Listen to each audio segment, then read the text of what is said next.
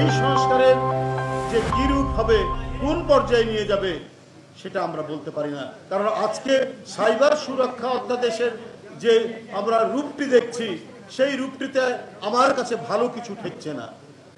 আমার কাছে মনে হচ্ছে ডালের মধ্যে কিছু কালো পদার্থ রয়েছে বলে মনে হচ্ছে।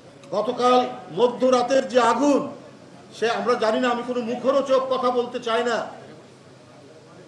এই আগুনে অনেক নথিপত্র পুড়ে গেল, কিন্তু একটি ঘটনা আরেকটি ঘটনাকে সন্দেহ তৈরি করে।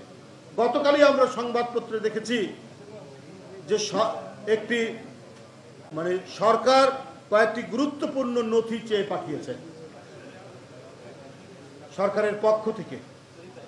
এই নথি চাওয়ার পরেই গতকাল গভীর রাতে এই আগুন, এটা জনমনে বিরাট প্রশ্ন দেখা দিয়েছে।